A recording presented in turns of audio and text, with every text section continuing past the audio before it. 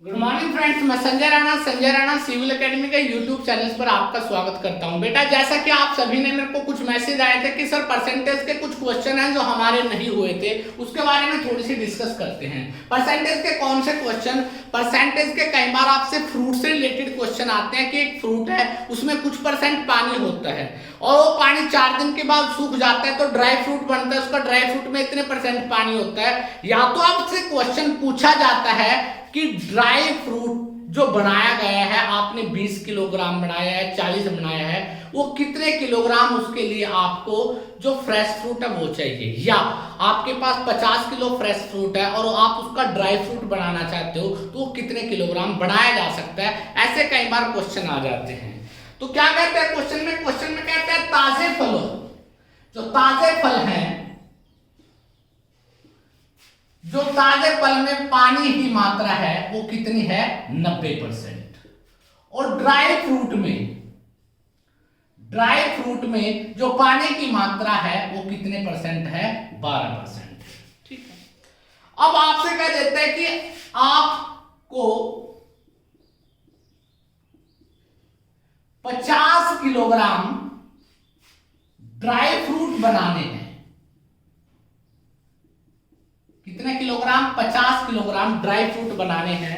तो आपको कितने किलोग्राम फ्रेश फ्रूट की आवश्यकता है? आपसे पूछा जाता है कि आपको फ्रेश फ्रूट कितना चाहिए अगर आपको क्या बनाना है? 50 किलोग्राम ड्राई फ्रूट। तो आप ध्यान से देखिए बेटा, ये आपका फ्रेश फ्रूट हो गया। मान लो पॉज कर लीजिए, ये आपका फ्रेश फ्रूट है और ये आपका सूखने के बाद 2-4 दिन बाद कुछ इस तरह से की शेप में आ जाता है। ये आपका क्या हो गया? ड्राई फ्रूट हो गया। ये आपका क्या हो गया? Dry fruit. ये क्या हो गया? आपका फ्रेश फ्रूट। याद रखना बेटा, मैं आपको कोई शॉर्टकट नहीं सिखा रहा हूं, मैं कॉन्सेप्ट बता रहा हूं।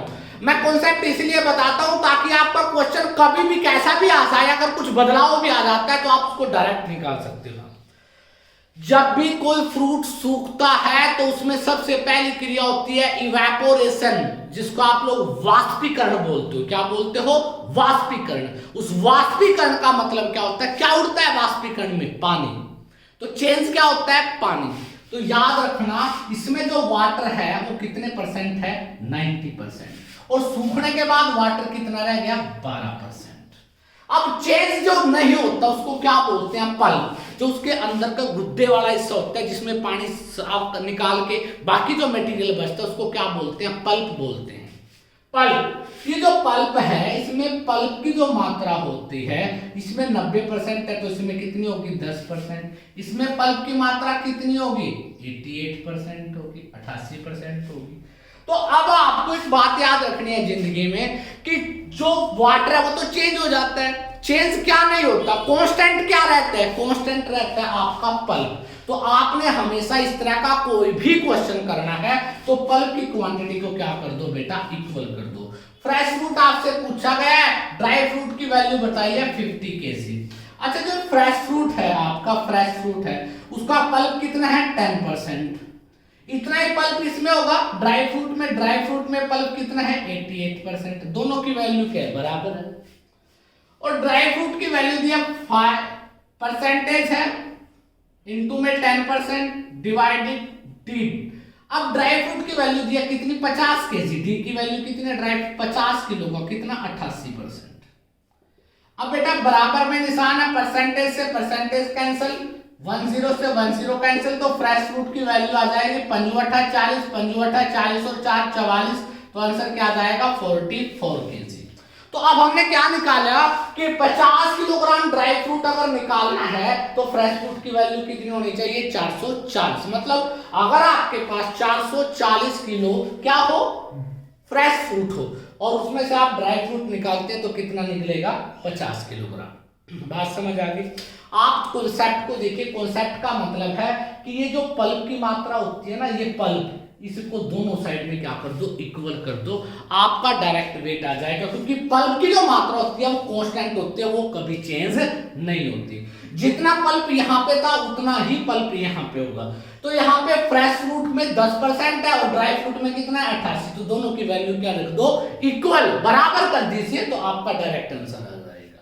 अब ऐसा एक और क्वेश्चन करते हैं, ध्यान से देखना। अब क्वेश्चन क्वेश्चन में थोड़ा सा चेंजिंग आ जाता है, कई बार वो अपोजिट क्वेश्चन पूछ लेता है। क्या पूछता है आप लोगों से, कहते हैं ताजे फल है, ताजे फलों में जो पानी की जो मात्रा है वो कितनी है, 68% है, 68% है, ठीक है। और ड्राई फ्रूट में जो पानी की मात्रा है वो कितनी है, 20% है। आपको 75 केजी फ्रेश फ्रूट आपके पास, आपसे पूछा है कि ड्राई फ्रूट की मात्रा क्या होगी। क्या पूछा है, ड्राई फ्रूट की मात्रा क्या होगी। देखिए बेटा बड़ा इंपॉर्टेंट क्वेश्चन है, बहुत बार क्वेश्चन रिपीट होता है, ध्यान से सुनिए। जब भी इस तरह का कोई भी क्वेश्चन आए तो आपको एक ही बात माइंड में रखनी है, आपको पल्प की मात्रा बराबर करनी है। किसकी, पल्प की। यहां पर देखिए जो फ्रेश फ्रूट है उसमें पानी अगर 68% है तो पल्प कितना होगा, पल्प होगा 32%। और यहां पर पल्प की मात्रा कितनी होगी, 80%।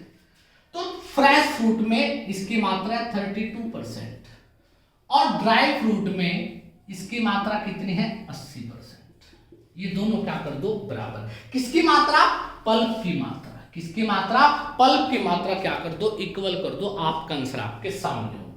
फ्रेश फ्रूट की वैल्यू कितनी है, 75 किलोग्राम। 32% से परसेंटेज कैंसिल हो जाएगा। ड्राई फ्रूट इनटू में क्या था, 80। काटना चाहे तो काट सकते हो, 16 पंजे 80 और 16 दूना 32 और 5 पे काटोगे ये 15 आ जाएगा और 15 दूना 30। तो इसका मतलब जो ड्राई फ्रूट है वो कितना निकलेगा, उसमें 30 किलोग्राम। तो ड्राई फ्रूट की वैल्यू क्या आ जाएगी, 30 केजी। तो आप इस तरह से किसी भी क्वेश्चन को डायरेक्टली विद इन 10 सेकंड में निकाल सकते हो। क्या चीज याद रखनी है, जब भी आप इस तरह का कोई भी क्वेश्चन करते हो तो उस क्वेश्चन को करने के साथ साथ आपको ध्यान रखना है कि किस चीज की मात्रा क्या होती है, चेंज, और किस चीज की मात्रा क्या होती है, सेम। तो इस तरह का कोई भी क्वेश्चन आए जिसमें भी इवेपोरेशन की बात आती है तो याद रखना उसमें जो बेटा दूसरी चीज होती है, पानी से दूसरी जो चीजें होती है वो हमेशा क्या रहती है, कांस्टेंट। क्योंकि इवेपोरेशन की जो प्रक्रिया होती है उस इवेपोरेशन की प्रक्रिया में क्या चीज उड़ता है, वाटर, पानी उड़ता है, पानी चेंज होता है। तो पानी को तो हम चेंज होता है इसलिए तो हम उसके बारे में नहीं सोच सकते। बट पल्प की मात्रा क्या होगी बेटा, पल्प पहले भी इतना था, आज भी इतना है। इसका तो 32% और इसका 80% पल्प क्या है, बराबर है। तो किसका, किसी वस्तु का 32% और उस वस्तु का 80% अगर बराबर है तो दोनों की वैल्यू क्या होगी, सेम होगी बेटा। I hope you can do, कर सकते हो। इसी के साथ हम कल से नए रूप में आ रहे हैं बेटा। कल से हम लोग एक मैथ और रीजनिंग का कोई नया टॉपिक स्टार्ट करेंगे। और दूसरी बात, हर रोज कल सुबह से हम आपको हरियाणा का और नेशनल का जो करंट अफेयर है वो डिटेल मेथड से करवाएंगे, ना कि वन लाइन अप्रोच से, ताकि आप उसको याद करने में आसानी रहे आपको, ताकि आप उसको आसानी से याद कर पाओ। All the best, thank you.